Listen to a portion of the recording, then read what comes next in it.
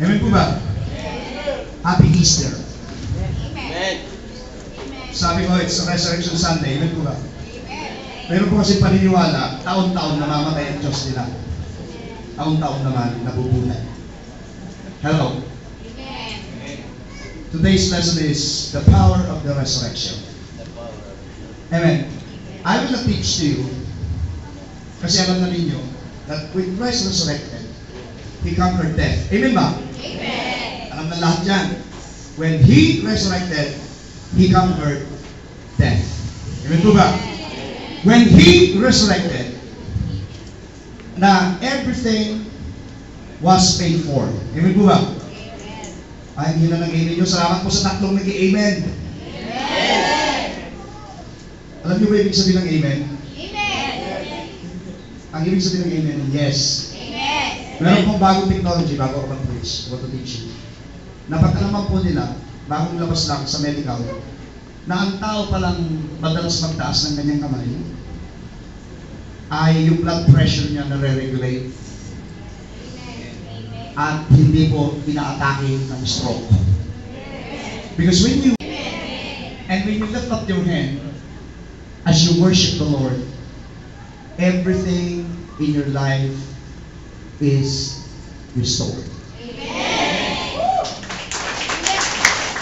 Tingnan nyo ha, si Haring David, example na lang.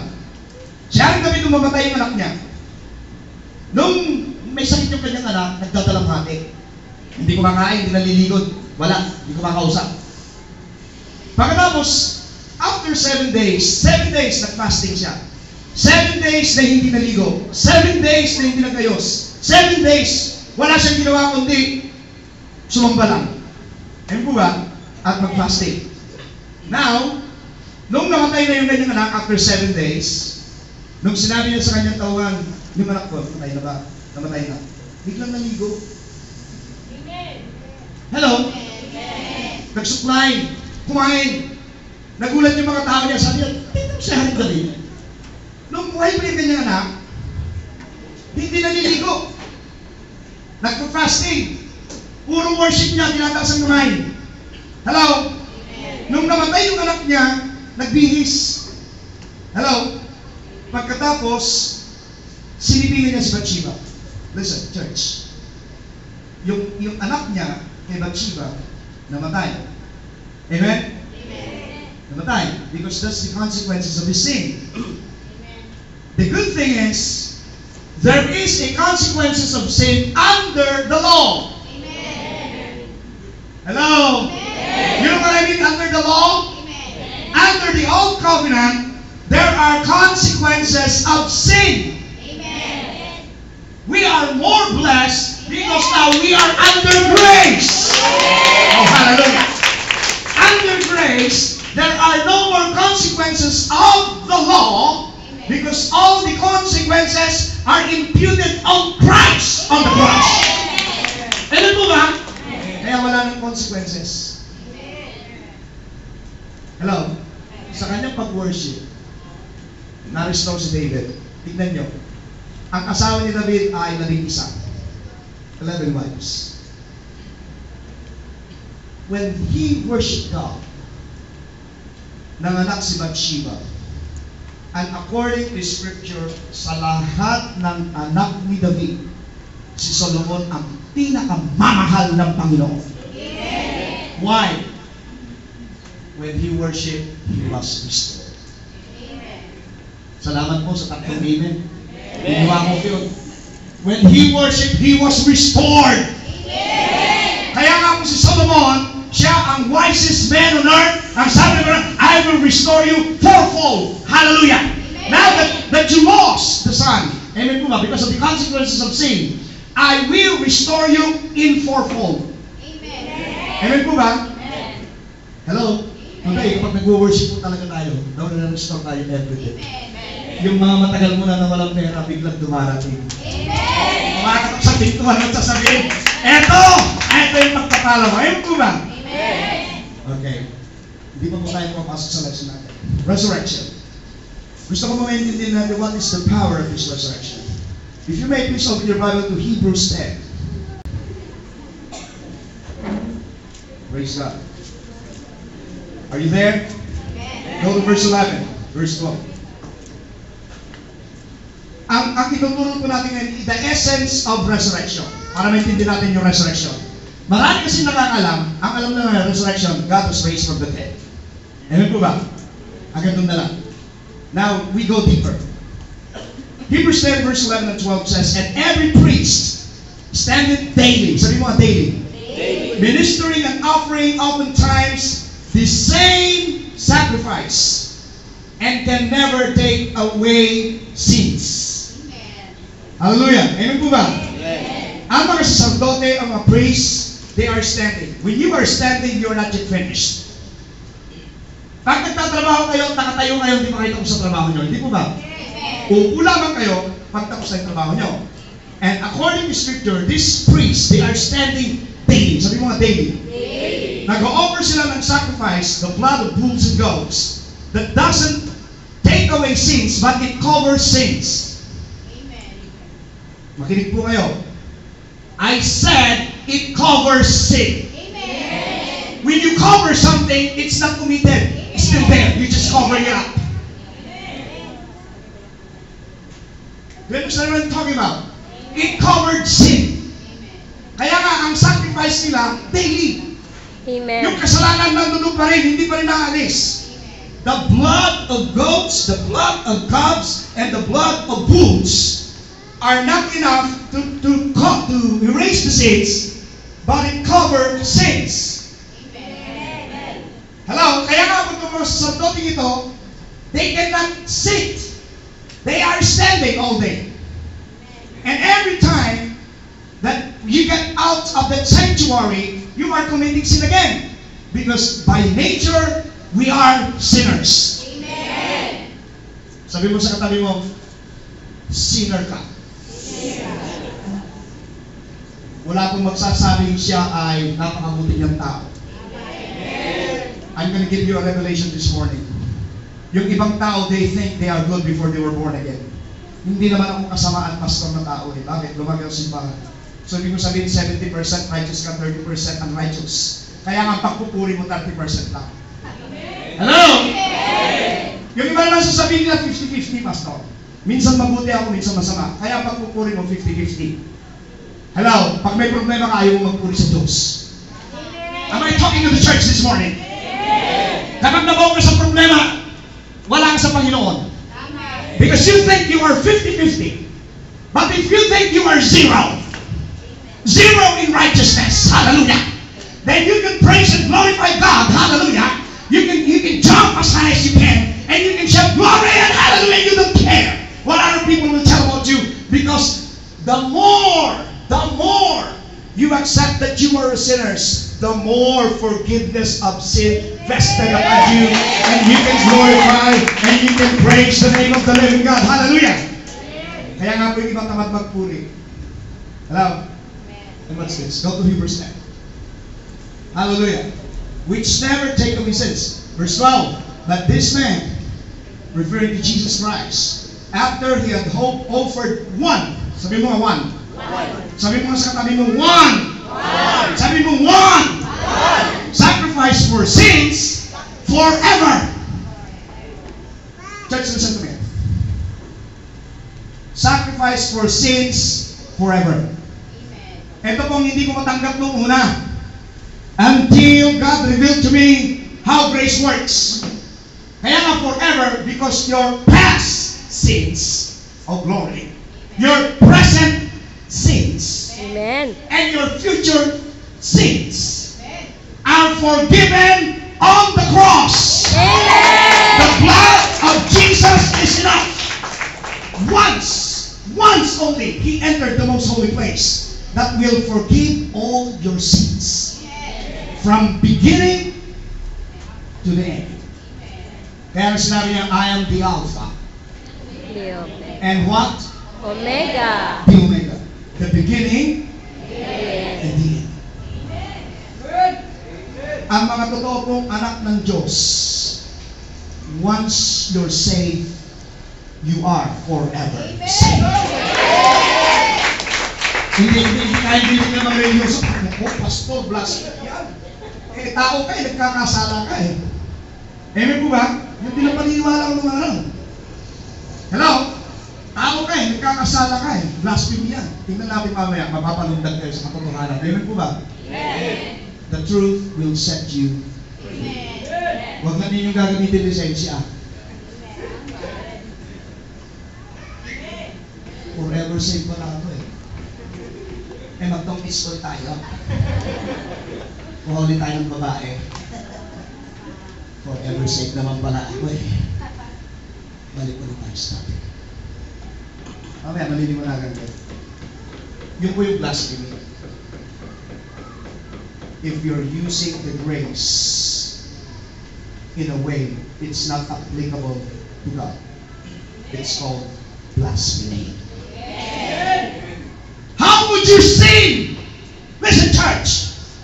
Those that are led by the Holy Spirit, they are the children of God. Amen. Romans 8 verse 1, there's now, therefore, no more condemnation for those who are in Christ Jesus, who walk not according to the flesh, but walk according to the Spirit. Hindi na yung sarili mo, master mo. It's the Holy Ghost. Now, if your master is the Holy Ghost, the things you used to do, you don't do them anymore. Amen. Sabi mo sa katabi mo, ikaw yata yun. What's this? Amen po ba? This man had offered one sacrifice for sins forever. Then he sat down at the right hand of God. Why did he sit down at the right hand of God? Yung iba sabi niya, umupo siya sa kanan ng Ama kasi siya anak ng Diyos. Jesus is always the Son of God and forever will be. How? Bakit siya naupo? Job well done. Job well done. Finished! Pag may trabaho ba kayo, pag umupo kayo, ibig sabihin nyo, dalawa lang. Lalo na sa ating mga Pilipino, pahinga. Eh, tayo magpahinga. Pero po, pahinga po muna. Yung mga anak pag nag-standby, ano trabaho mo? PMA po. Ano yun? Pahinga muna, anak.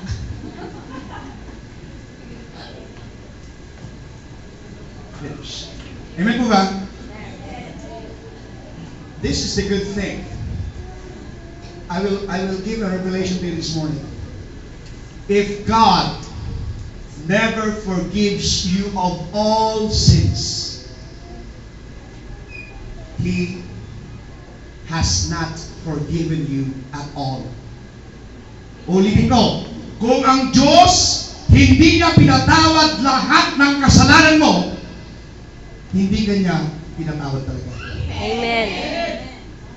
The good thing with the power of resurrection is this. Marami ba ang Kristiyano hindi nila why nag-resurrect si Christ? Jesus Christ resurrected because there was no more sins on Him. And all of us were declared righteous by Father. If God the Father never declare us righteous, Jesus Christ will never be resurrected from the dead. Nagugulat kayo sa mga revelation, ano? Hello? Akala ng iba kasi Diyos siya, anak ng Diyos, ay i-resurrect ng Diyos Ama yan. Hindi i-resurrect ng Diyos Ama si Jesus kung hindi tayo banal.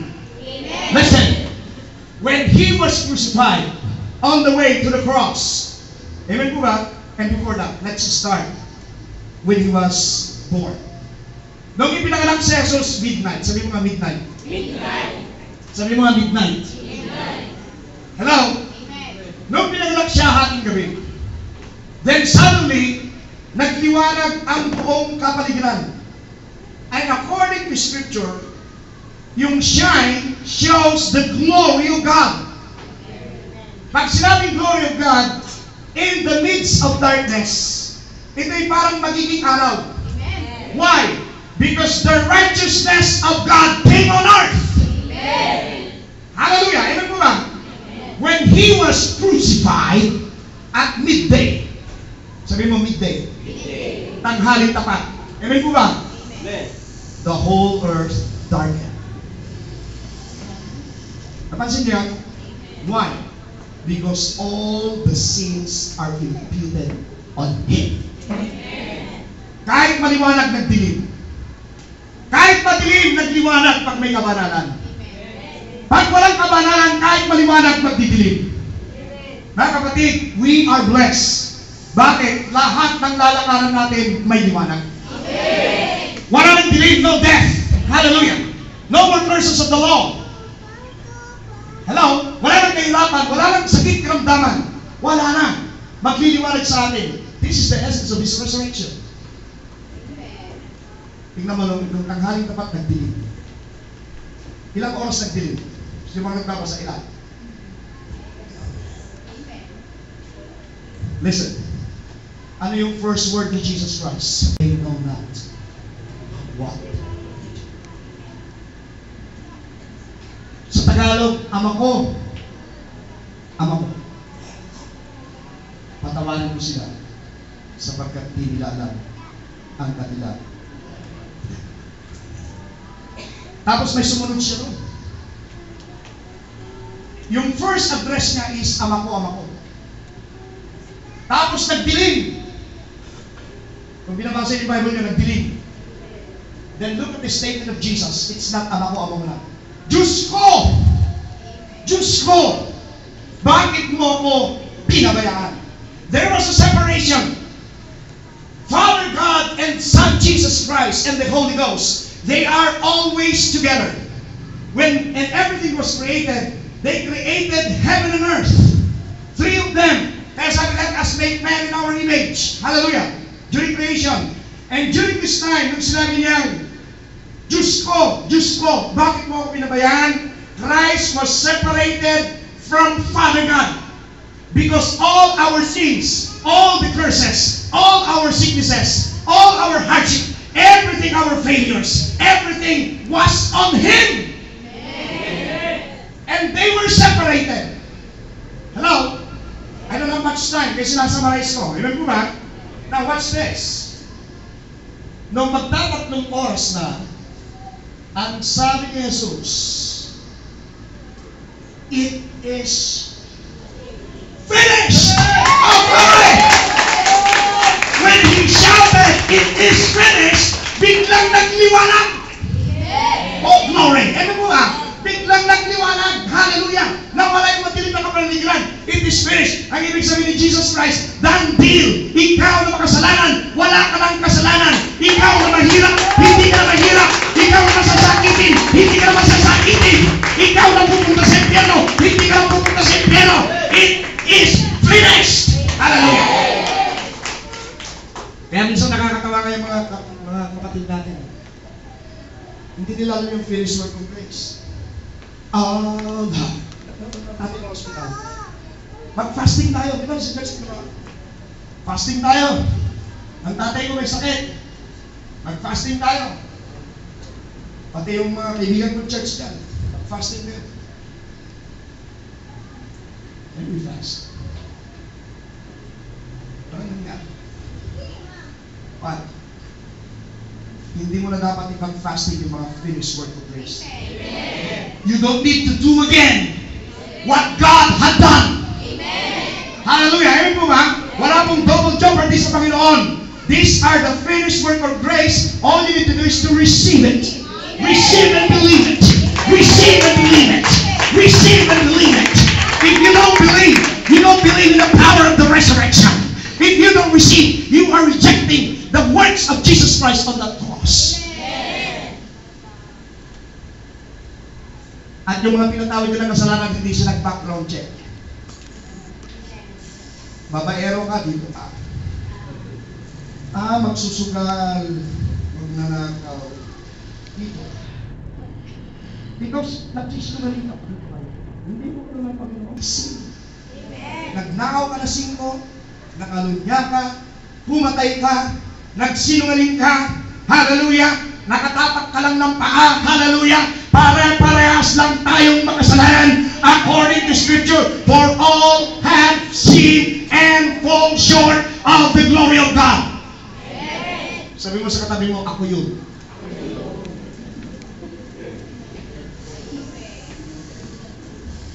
Akala ko nung una, ang Diyos namimili ng kasalanan. Pag ang kasalanan mo, nagnakaw ka lang, kambing pwede na. Yung dugo ng kambing. Pag mabigat, dugo ng baka. Hello? Ngayon po, hindi. Christ entered the most sightless once and for all. Nung sumigaw siya ng it is finished, nahati yung tabi na naghihiwalay sa holiness of God and men. Ibig sabihin may access na tayo. Hello? Amen. Pag may access ka na, ang ibig sabihin, wala nang restriction. Salamat po, wala akong kausap. Pag may access ka na, wala ka nang restriction. Hello? May access ka na eh. So you have no restriction. Kaya sabi ni Paul, you can come boldly at the throne of His grace. Ano po ba? Now, what's this? Go to Colossians chapter, 1 Corinthians chapter 5.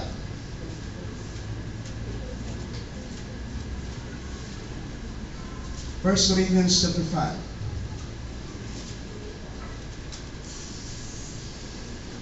I mean 15. I'm sorry. 1 Corinthians chapter 15.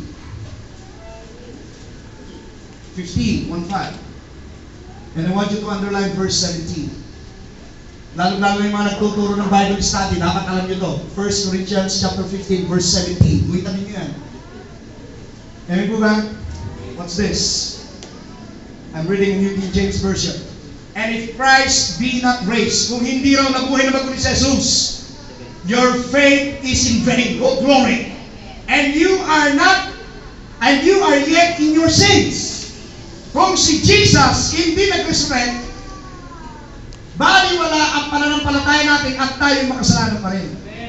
So, kaya siya nag-resurrect. Tingnan niyo to, intindihin niyo to. Intindihin niyo yan. Eh, sinabi ko sa inyo kanina, kaya si Jesus nag-resurrect kasi tayo ay may katwiran na. According to Scripture, 1 Corinthians chapter 15, verse 17, kung hindi nag-resurrect si Christ, baliwala ang pananampalataya natin at tayo ay makasalanan pa rin. So, kaya siya nag-resurrect, hindi na tayo makasalanan. Ano, naintindihan niyo ba yun? Amen kayo dyan. Hindi naman niyo naintindihan. Naintindihan niyo ba yun? Kaya nag-resurrect si Christ kasi righteous na tayo. Kung hindi pa tayo righteous, hindi siya mag-resurrect. Sabi niyo, kaya naintindihan. Sabi nga, may kasabihan ka tayo, kailangan ka bang i-memorize yan? Tingnan ninyo, common sense. Amen po ba? 1 Corinthians chapter 15, verse 17. Kung ang Panginoon, kung tayo ay nasa kasalanan pa, si Jesus hindi magre-resurrect. Kaya siya nag-resurrect, wala na tayo sa kasalanan. And some of us doesn't believe that we are free. Yung iba ayaw maniwala, sasabihin, oh, may kasalanan pa rin ako. Oh, Diyos, patawarin mo ako sa kasalanan ko. Ilang beses ka ba humingi ng tawad?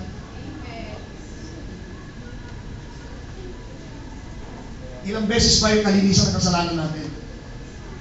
Hello?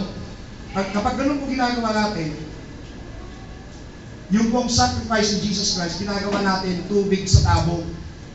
Ilang beses pa kayo maligo? Ilang beses kayo maligo? Yung iba, dalawa, yung iba, tatlo, di ba? Hello? Pagdating ng hapon, mabaho ka na naman. Yung iba maliligo bago matulog. Di ba? Hindi naman lumabas. Pero pagkagising, amoy tao pa rin. Hello? Alam niyo ang tao, mabaho. Oo, salamat po, hindi kayo honest. Mabaho ang tao, walang taong mabaho. Bakit mabaho ang tao? Yung kinakain natin, lumalabas sa balat natin yun. Alam lang ninyo yan, kasi pare-paras tayo Pilipino, kapag may ibang dahil na kagaya natin, nakaganon sa iyo yan. Lalo na pag pinawisan ka. Kaya nga po, kapag ang katabi ninyo hindi.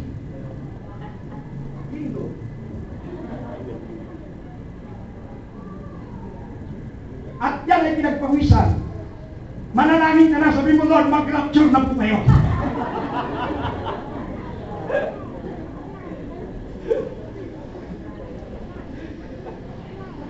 Pati lamok patay.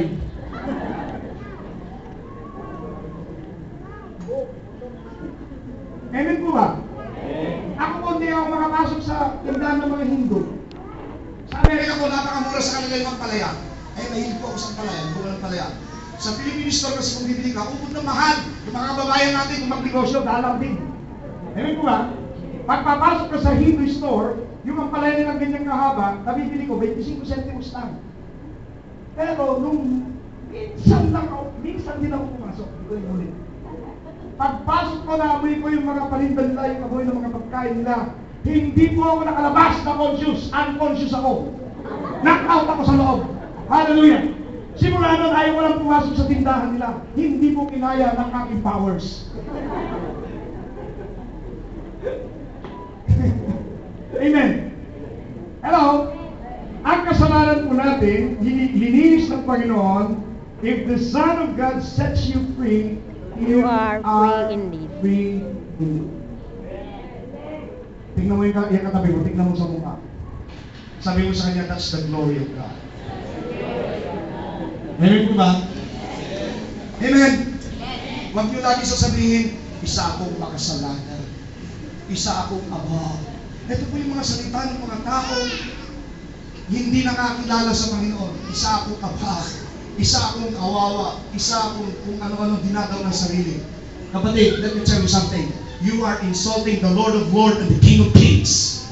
Kaya tinubos because you are special. If God declared you special, who are you to depress yourself and to put yourself down? You are so special. You were redeemed. You are sanctified. You are justified.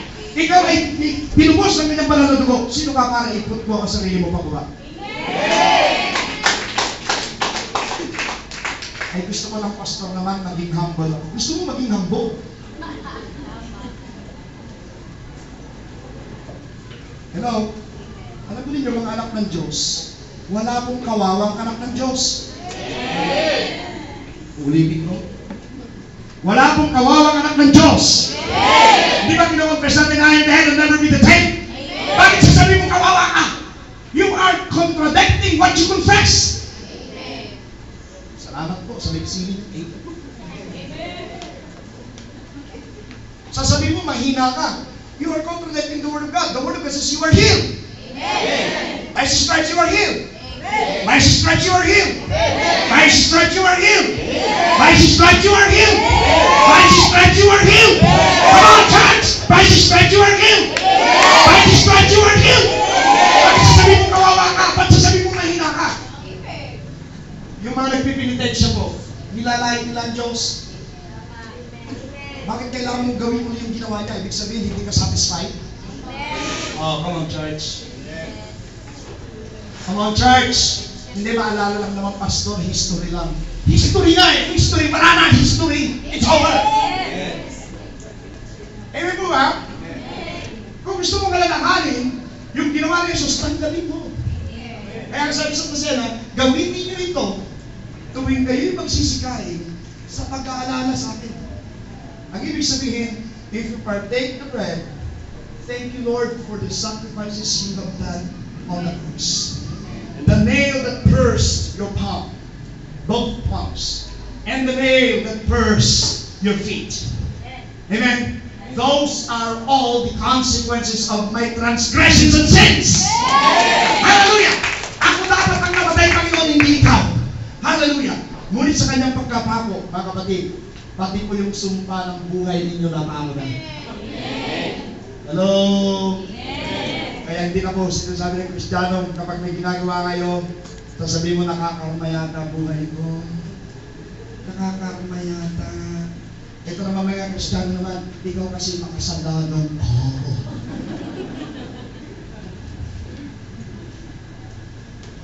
Who are we to judge?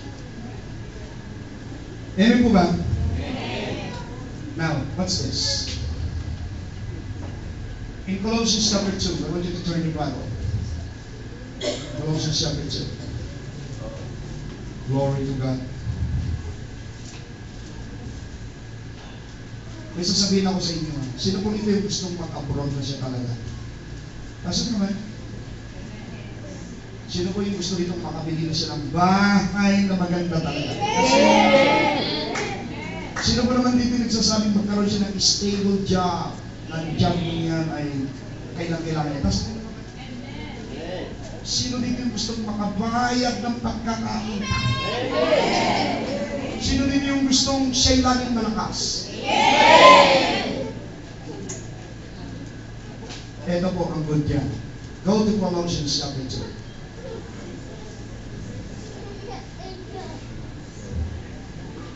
Hallelujah. Are you there?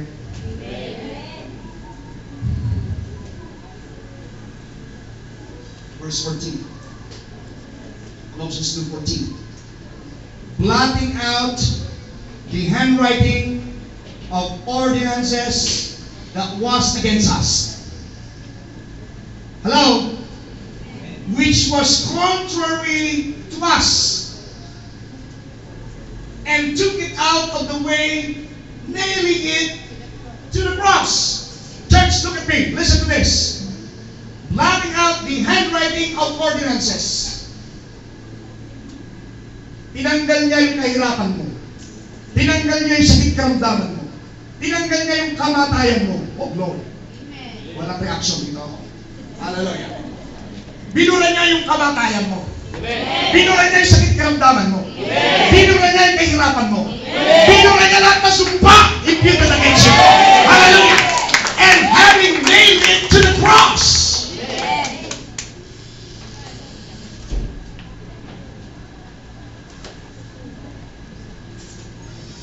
So kung napa ako sa cross, lahat na sumpa. Kaya pala sinabi sa Galatians 3:13, Christ has, past tense, Christ has redeemed.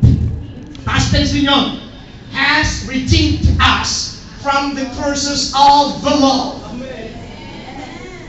Intindihin mo yung word na yun. Christ has. Before you were born, before you were made into your mother's womb, all the curses of the law and all the sins imputed against you was forgiven. Hallelujah! Amen. Was forgiven before the foundation of the world. Kaya nga po tayo nabuborn again. Actually po, hindi born again ang tawag ko. Born again. Bakit? Before the foundation of the world, God has chosen you. Ephesians chapter 1. Doon ka lang na born again ka na. Ngayon dito sa actual life on earth, tinanggap mo si Jesus na sariling Diyos na kapatligtas. Hindi ka lanangan sa sarili mong gawa, hindi ka lanangan sa religion mo, sa pagiging religyoso mo, hindi ka lanangan sa mga religious affiliates mo, sa pagginagawa mo, lanangan ka sa praise the Lord. Amen? Amen? Ang sinasabi mo, Jesus, ikaw lang ang kaligtasan ko. Jesus, kung wala ka, wala akong magagawa. Jesus, you're everything to me. Ang tawag sa iyo ay born again. Kasi in the first place, born again ka na. Ngayon po ba? Kaya pala tayo iniingatan ng Diyos. Sino po dito yung araw na ilang aksidente na yung naiwasan dyan, iningatan siya ng Panginoon. Di ba? Amen. Yung dumadami, di po ba? Hello? Meron ganung araw, nagkasako ng baril dito sa bahay namin. Yung pagkasako ng baril, akala ko wala ng laman. Akala ko wala ng laman yung baril ko. Amen? Yung pala, meron mang isang takay sa loob. Hindi na rin po kayo. Bam! Ito lang. Babaan sila tatay. May pumutok. Baril yun. Pagdating sa akin, nakaganyan ako. Okay ka rin ba? Natulala po ako. Hello? Iningatan ako ni Lord. Why? Gagamitin niya ako sa kanyang ministry. You were called before the foundation of the world.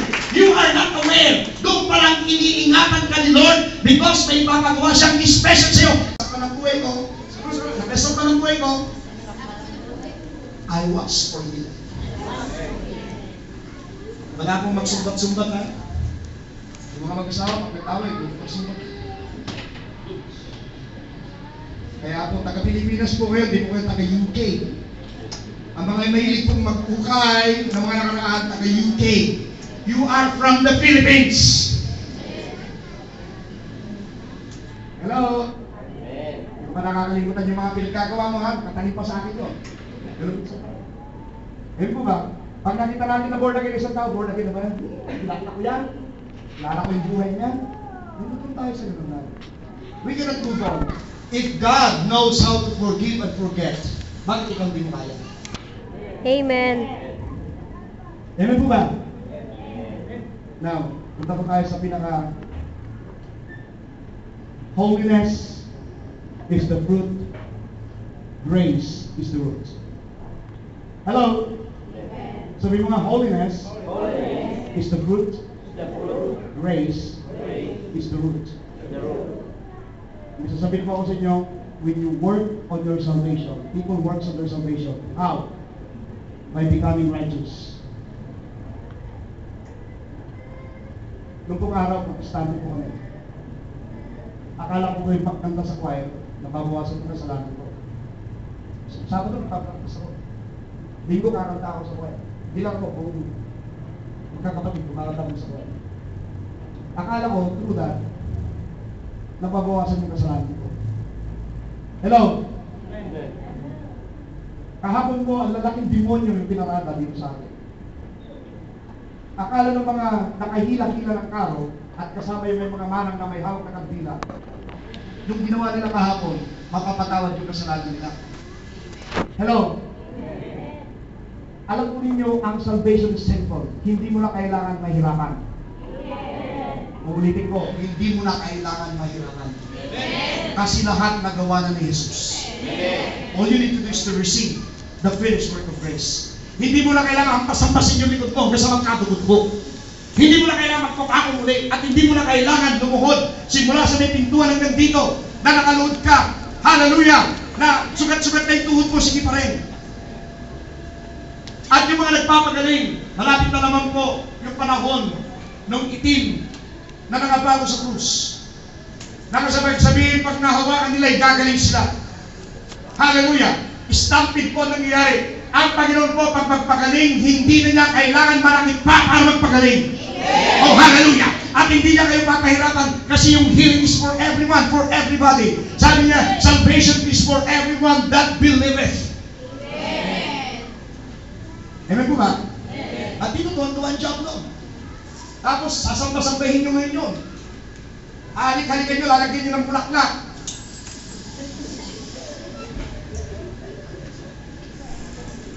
Baloney. Amen po ba? Yung iba naman po, hindi naman sila sumakasamba sa larawan, maglalagay naman ng Biblia sa bahay nila. Nakabuklat yung Biblia. Ang galing! Ang galing, no? Nakabuklat yung Biblia at sabi nila, this place is holy. Paano magiging holy yung place na yun? The Word of God is God. But if the Word of God doesn't come out from your mouth, the Word of God has no power. Amen.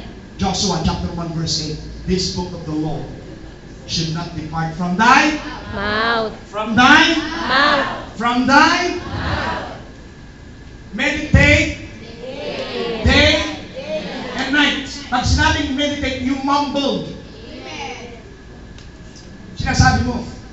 Amen po ba?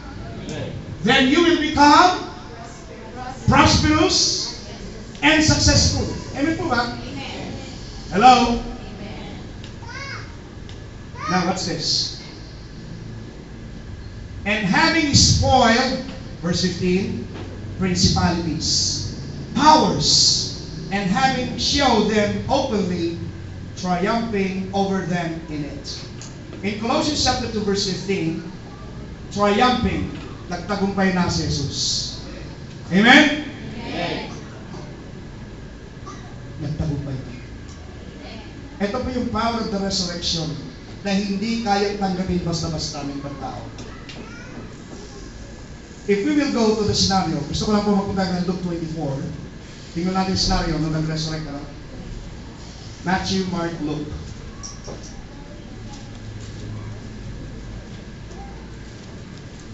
Luke 24. Mayroon pong scenario dito.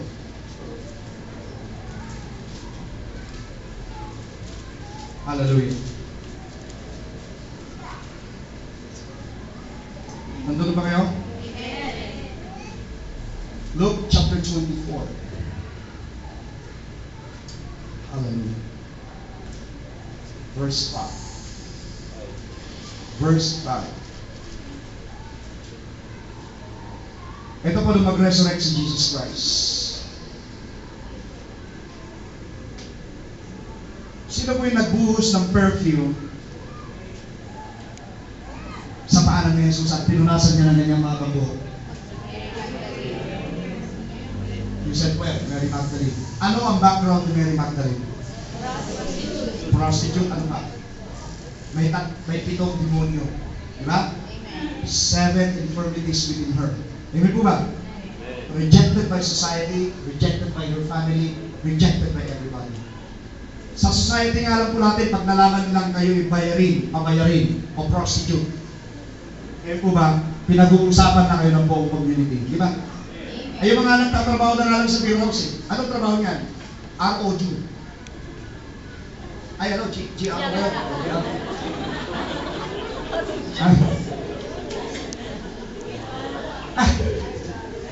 Kung palibasa sanay kayo, alam nyo. Anong trabaho niyan? Pag sinabing GR, pinagchichismisan ng buong pa. Tama ba, Charles? Pinagchichismisan, kakalabot. Mamaya patis niya, maaga pa eh. Ano oras? Mamaya pag dilim-dilim. At pag umalis, uwian, yung magliliwanag. Pinag-uusapan. Di po ba? Pinagdidirihan. Di ba? Tama ba? Pinagdidirihan. Ganon din si Mary Magdalene, pinagdidirihan. Now, binuksan niya ng perfume si Jesus Christ. At sa kain ni Judas, sa Book of John, kung ibenta lang ni Mary Magdalene yung pabangong yan, yan ay maraming matutulungan sapagkat ang halaga ng perfume ay ito po yung labor ng isang manggagawa for 1 year. So napaka-expensive na perfume. Now when Jesus Christ died, Mary was the one, siya kauni-unihan na umalis doon sa cross. Madilim na umalis si Mary. The following Sunday, o yung first day, which is called Sunday, madilim pa lang, si Mary ang nauuna naman. The first to leave the cross, and the last to leave the cross again. The last to leave the cross, and the first to visit the tomb. Yan si Mary. Bakit din talaga pagmamahal niya kay Jesus? Kasi po, marami siyang kasalanan na pinatawad ni Jesus. Kaya marami din yung pagmamahal na binibigay niya sa Panginoon. Kapatid, kapag marami kang kasalanan and you will realize how big your sinners, na ikaw ay sinner, malaki kang sinner, at how big is your sin, ganun na lamang ang pag-ibig mo sa Diyos. Amen po ba? Eto ngayon, hinahanap si Jesus. Luke 24, are you there? And it came to pass as they were much perplexed, behold, 2 men stood in a shining garments. Nakita nila yung bibingan na wala na yung bato. Amen po ba? Watch verse 5. And they were afraid and bowed their faces to the earth, and they said unto them, why ye seek the living among the dead? Ang tanong ng mga anghel, bakit nyo hinahanap ang buhay sa mga patay? Uulitin ko, bakit nyo hinahanap ang buhay sa mga patay? Kapatid, hindi pwedeng pagsabahin ang buhay at patay. Sa buhay mo, kung ikaw'y na born again, wala nang kamatayan sa buhay mo. Kung ikaw ay born again, wala nang kamatayan sa buhay mo. Why? Ito pong, sabi nga sa 1 Corinthians chapter 15 verse 56, O death, where is thou staying? Amen po ba? Kapag po tayo ay nasa Panginoon na, wala na po tayong kamatayan. Amen. Eh, Pastor, di ba namamatay pa itong physical body natin? Yung physical body natin, hindi po nagmamatay ang tawag dyan. Yan po ay nagsimula sa lupa, babalik sa lupa. Magkakaroon po tayo ng glorified body. Amen po ba? At yung glorified body nyo, since Jesus Christ resurrected, magkakaroon po tayo ng glorified body. According to Scripture, the glorified body is different from this physical body. Meron ka nagtanong sa akin eh, Pastor, pag cremate ka, in last days, nasaan yung paano magiging body mo? Amen? if you will read the Bible, iba po yung katawan nating physical, iba rin yung katawan nating spiritual. As long as you have the Spirit and your spirit ay na-born again, meron na po kayong glorified body. Ang glorified body po ay wala lang po tinatawag nating yung nararamdaman nating mali siya. Meron ang sinabi sa Jesus, sa Hudyo kasi pag namatay ang asawa, ang susunod na mag-asawa sa babae ay yung sumunod na lalaki. And according to Scripture, 5 yung lalaki yun, diba napakasawa niya lahat. Sino mo nakabasa nun? Tapos sinanong kay Jesus, on last days, kaninong asawa yung babae? Kasi napakasawa niya 5 kapatid eh. Ang sabi ni Jesus, iba yung katawang panlupa at iba yung katawang pan-spiritual. Ang ibig sabihin nito, kilala mo yung tao pero wala nang malisyoso. Kilala mo lang siya. Hanggang doon na lang. Pero hindi mo sasabing, itutuloy natin yung ating pagmamahalan. Baloney. Amen po ba? Amen! Amen! Kaya ngayon sasabihin nila, paalam, mahal ko, magkikita tayo hanggang sa dulo. Ano ka, Richard Gomez?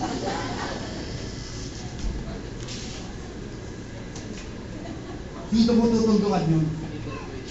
Pag natulungan, that's it. Amen po ba? Amen! Okay, now, ang sabi ng Panginoon sa Romans 4, go to Romans 4. Let's read this one. Romans 4. Romans 4 verse 24 to 25. Oh Lord.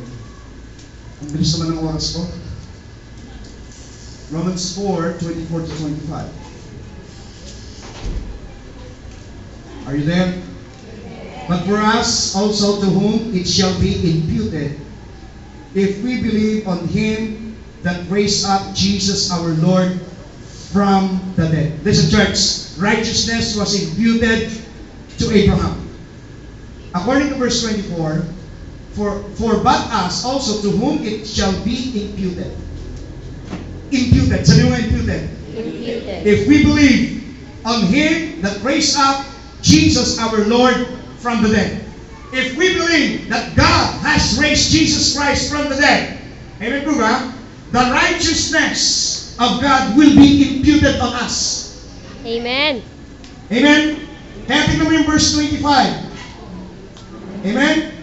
Who was delivered for our offenses and was raised again for our justification. Ang ibig sabihin ng justification is made holy. Amen po ba? Oh, hindi kayo excited doon ha. Amen? Tayo po ay naging banal dahil sa pagkaka-resurrect ni Jesus Christ. Paano? Kung alam mo, nag-resurrect si Jesus Christ kasi na-conquer niya ang death. Amen po ba? Pero dapat ang malaman mo yung essence, kaya siya nag-resurrect kasi ikaw ay declared righteous. Ulitin ko, Jesus Christ resurrected from the dead because we were declared righteous before the presence of the Lord. Yung po dahilan, kaya siya nag-resurrect. Amen po ba? Kaya sabi niya, tingnan ninyo yung statement of Jesus Christ, go and preach the gospel to all creatures. Those that will believe and be baptized shall be saved. To those who don't believe, they will be condemned. Tingnan mo yung statement niya. Samantalang yung statement niya, doon sa, bago siya napako sa krus, iba ang statement ng Panginoon sa mga mananampalataya. Iba ang statement niya. Tingnan mo rin yung statement niya, go and preach the gospel to all creatures. To those who believed, to those who believed, to those who believed, to those who believed and be baptized shall be saved. Eh, paano yung baptized, Pastor? Eh, paano yung nakapalo sa krus? Hindi naman sila baptized. Yung baptized kung tinutukoy dito, if we receive Jesus Christ as our personal Savior and Lord, we are already baptized by the Holy Ghost. Because no one can declare that Jesus is Lord except of the Holy Spirit. Amen. Pag sinasabi mo si Jesus is Lord, you are being led by the Holy Spirit. So yung sinasabing si Jesus ay tao lamang, they are not led by the Holy Spirit. Hello? Jesus Christ is 100% human and 100% God. Bakit tao? Kasi ang tinubos niya ay tao. Kailangan ba magkatawang tao? Yes, kasi magbabayad ng kasalanan ng tao. Ngayon, binayaran na yung kasalanan ng tao, wala ka nang babayaran. Di ka nga nada ka nang babayaran. Walay. Amen po ba? Sabi mo sa kami mo, walay na. Sabi ng iba, daghan pa. Wala na. Amen po ba? Sa Ilocano, awanan, tibayada mo. Okay. Amen po ba? 1 Corinthians 6:11. Dito ako magtatapos. 1 Corinthians 6:11.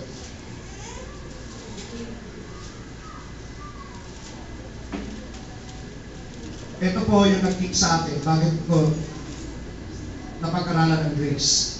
Kapatid, hindi natin maintindihan ng grace hanggat hindi nyo nilalagay sa puso nyo ito. 1 Corinthians chapter 6 verse 11. And I want you to watch the construction of word. Lalo na mga teachers, yung mga magagaling sa grammar. Sino ba yung mga magagaling sa grammar dito? Amen? Tingnan nyo yung construction of word, ha? Amen? Ano ba kayo? Hindi kayo nagbubukat eh. Hindi ko babasahin ito, hindi kayo nagbubukat. Amen? 1 Corinthians 6:11. Praise God. And such were, tingnan mo, were some of you, but you were washed. Amen. Hindi nyo na po yun? Amen. You were washed. Amen. Kailan ka nahugasan? Tapos na po eh. Amen.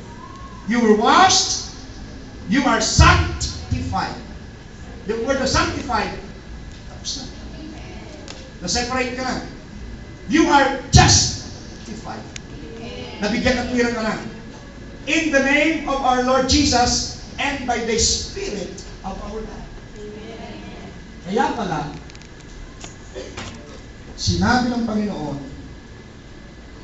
you are saved, past tense, by grace through faith. May kanugtong pa yun. Not By your own works. of your ano? Anong klaseng works? Without Christ, everything that you are doing are all garbage. Kahit mag-lead ka pa ng praise and worship at maglulundag ka at sumigaw ka ng hallelujah! At tumalong ka simula nito ganun si taas. Hello! Kahit magsasayaw ka pa dyan. Amen po ba? Without the grace of God.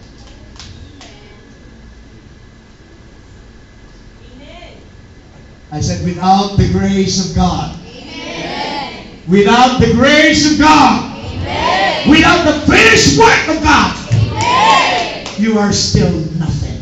Amen. Tanda po natin, ang mabuting puno, mamumunga ng mabuti.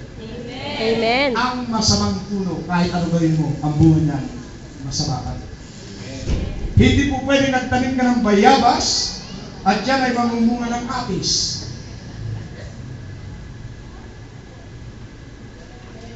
Hello? Di ba may kasabihan pa tayo sa mga magulang? Kung ano ang puno, siyang bunga. Eh, paano yung puno babaero? Yung bunga di babaero din. Hello? Hello? Yes. Eh, paano yung puno magkukulang? Eh, di yung bunga magkukulang din. Amen. Ako ba yan? Amen. You know what's amazing with grace is? I'm telling you what's amazing with grace.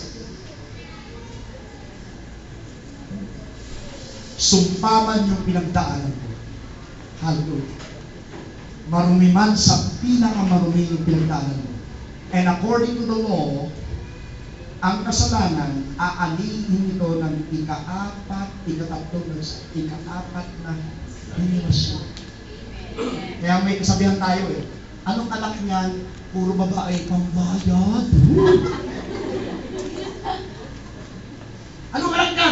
lalaki, paningin. Ang tinitingnan kasi natin, may babayaran hanggang sa ika-4 na henerasyon. People, I don't know. At hindi ko rin alam kung ano yung mga ninuno ko. Ang alam ko lang, simula lang ito sa lola ko. Sa likod ng lola ko, I don't know. Amen po ba? At marahil gano'n din kayo. The good thing with grace is, hallelujah, all the curses in my back, hallelujah, are all nailed on the cross. Galatians 3:13, Christ has redeemed us from all the curses of the law. Hallelujah! Sa lahat ng sumpa na para sa atin, inako na ni Jesus. Therefore, rejoice and be glad. There are no more curses. There are no more pain. There are no more sorrows. There are no more what we call sicknesses and diseases. There are no more things that are not in accordance with the will of God, because all of them are paid off already. Paid off. Paid off. Amen po ba? Kaya wag ninyo i-confess, kasi pag kinonfess ninyo, may sumpa sa buhay niyo. Mayroon talaga. Ang i-confess ninyo yung word of God. Oh, I declare I'm justified. I declare I'm sanctified. I declare I got the Holy Ghost in me. Amen po ba? That is the power of the resurrection.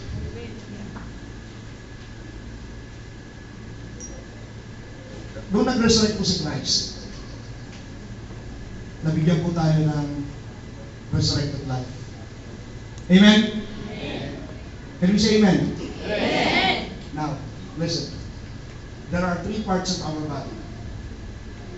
The spirit, the soul, and the physical body. Dito po sa loob ng katawan dito, yung ating soul. Pero din yung soul. Ang function ng soul ay yung 5 sense. Amen po ba? Amen. Yung spirit natin, yun ang nagiging pagpunin sa Panginoon. Hello? Amen. Ito po ang kagandahan sa Panginoon. Because God is a God of restoration. The moment we receive Christ as our personal Savior and Lord, yung spirit natin, perfect. Sabi mo, perfect. Perfect. So, dalawa na lang kayo iwan. Soul and the physical body. Amen po ba? Amen. This will be transformed from glory To glory. to glory. And from glory To glory. Hello? Amen. Kaya pala sinabi ng salita ng Panginoon, no weapons forms against thee shall prosper. Prosper. This body deserves the blessings of God.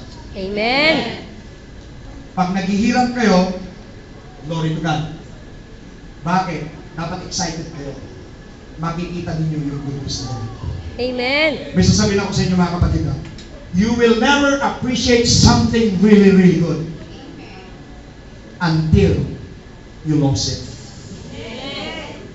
Tingnan mo yung mga nagtitintin ng asin, yung walang ulam. Panginoon, magkaroon lang kami ng tuyo. Salamat, Panginoon! Amen po ba? Nung nagkaroon ng tuyo, Lord, magkaroon lang kami ng minuto. Salamat, O Panginoon. Nagkaroon ng minuto. Lord, magkaroon kami ng lechon. Salamat, O Diyos. Nagkaroon ng lechon. Amen po ba? Wala pong kasiyahan ng tao. Amen. Bigyan mo ng 10,000. Masaya siya. Pero pag may yung 10,000, sasabihin niya, gusto ko 200,000. Pag may 200,000, nandiyan na naman yung kalungkutan. Gusto ko kalahating milyon. Pag may kalahating milyon, 1 milyon. Hanggang sa karamihan pa rin. Amen? Amen. Wala pong kasiyahan ng tao. The good thing with the grace of God is, huwag po ninyong tignan yung pagpapala. Amen. May sasabihin, tuturo ako sa inyo ngayon na, since Christ resurrected from the dead, your finances are already resurrected. Amen. Huwag ka na mag-alala, ikaw ang hahabulin ng pagpapala. Never look for the blessing. Look for the blesser. The blesser. The blesser. Look for the blesser. The blessing will follow you. Because according to Scripture, ayun po ba, ako'y hahabulin ng pagpapala. Ikaw ay gagawin mong ulo at hindi buntot. Ikaw ay aani sa mga pananim na hindi mo naman tinaniman. Oh, glory! Ayun po ba, ikaw ay nagtitira sa bahay na hindi mo naman pinagpaguran. Alam niyo ba yung mga kasalanan kayo gumagawa ng bahay? Para sa inyo yun. Amen. Salamat po sa kayo ng amen ninyo. The wealth of the sinners are laid up for the just. Sa company niyo, sino papasok sa company? Hayaan mo magsikap yung mga kasamahan mo na malayo sila sa Panginoon. Basta sa Panginoon ka lang. Lahat ng pagtsatsaga nila sa iyo. Bakit? At the end of the day, ikaw ang mapupromote at gagawing manager nila. Hallelujah! Because you seek God first. Hallelujah! If you seek God, God will put you first. Put you last, you will be last. What you plan? Sabi mo na, what you plan? You reap. Ang tamad sa Panginoon, tamar din ang pagsampa ng pagpapala. Sabi mo sa atin, huwag kang tamar. Wala akong Kristiyanong tamar. Amen po ba? Ang mga Kristiyano ko ay masisipag. Wala akong Kristiyanong bumabako ng tanghali. Oh, come on, church. Sasabihin mo anak ka ng Diyos, alas 9 na umaga, tulog ka pa. Hallelujah. Wala pong anak ng Diyos na natutulog hanggang tanghali. Ang mga anak ng Diyos masisibak. Walang anak ng Diyos na masisibak. Hallelujah. Walang anak ng Diyos na nagsasamantala sa kapwa. Pinagpala ka. Huwag mong sirain yung reputation ng Diyos mo. It is a resurrected Sunday. God resurrected you in a life pleasing to His sight. Kailangan mo yung buhay. Sabi, you are the salt of this world. Ang salt ko pampalasa. Ang tanong ko, pampalasa ka ba o pambalasa? Are you a peacemaker or a troublemaker? Kapatid, may susubok ako sa iyo. Pinag-usapan mo. Pinagsasawa mo yung mga tao. Tapos nag-praise the Lord ka. Praise the Lord. Habang nag-praise the Lord, tumitig ka sa paligiran mo. Sino niloloko mo? Amen po ba? Hello? Sabi mo sa katabi mo, hindi ikaw yun. Sabi mo, hindi ikaw yun.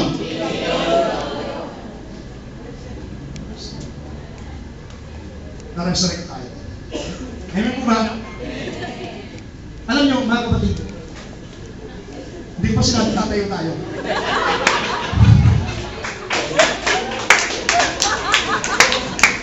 Hallelujah! Ibig sabihin, tataktahin ka kapit natin.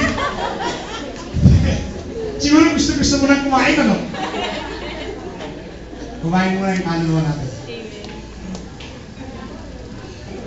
Ito pa, meron akong i-reveal sa inyo na matagal na to, mga 2 weeks pa. I-hold mo muna.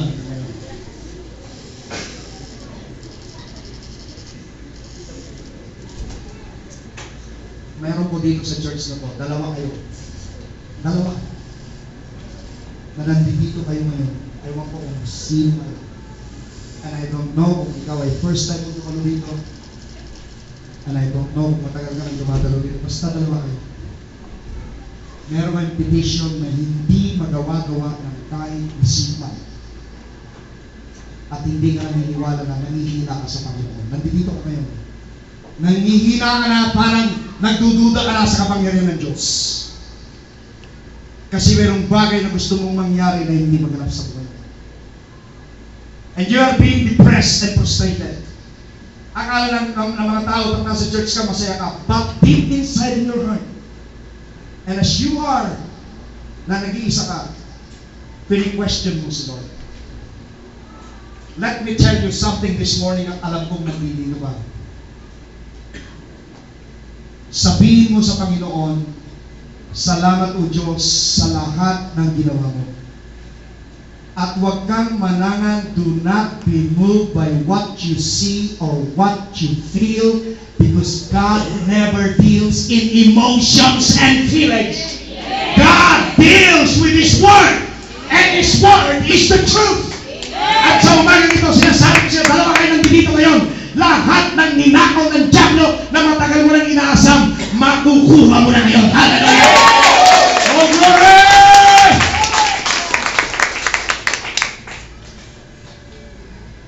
The things that are impossible with men. Amen. Hindi nyo ba alam lahat kayo mahahabang buhay? I said, lahat tayo mahaba ang buhay. Naalala ko pa itong bunsong kapatid ng tatay ko, katakot-takot na declaration ng ginawa ng tatay niya. Itingnan niyo lakas-lakas. Kailangan mo pag nagpipray kayo, at sa umaga ito gagawin natin, ha? Walang lalabas ng pintuan na hindi nakatanggap ng declaration ng katabi niya. I want you to lay your hands on that person and start releasing that anointing. All hands that are here are anointed. Sabi ng iba, ayaw ko magpahawak. Hindi ko naman siya kakilala. Listen to the declaration. Life and death are in the power of our tongue. Amen po ba? At pagkatapos ng declaration, yung mga may mga sakit, yung nahihirapan lumakad, I want you to run on the aisle because you are healed. Yung mga walang kukunan ng pera, hindi alam kung saan kukunin ng pambayad ng kung ano-ano, today, this is the day that God will provide. Paano mo mag-provide si Lord? Simple lang. Simple lang kung paano mag-provide si Lord. Gagamitin ni Lord, tao rin. Hello? Don't judge the book by its cover. Baka mamaya may magpunta sa inyo, gusgusin, hindi mo inintindi. Yung pala yung channel ni Lord. Alam po ba ninyo, ang mga manluloko ngayon, yung mga dissenting tignan. Tingnan mo yung katabi mo, dissenting ba yan?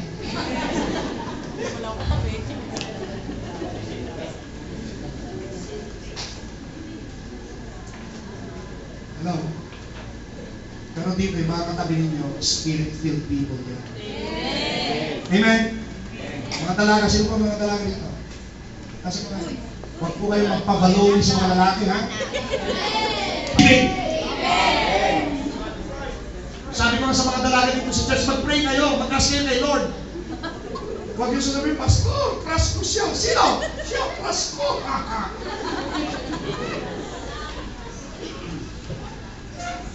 You are not filled by the Spirit, you are filled with your emotions. Amen po ba? Now, today, the power of the resurrection, I'm going to close with this. Christ has resurrected from the dead.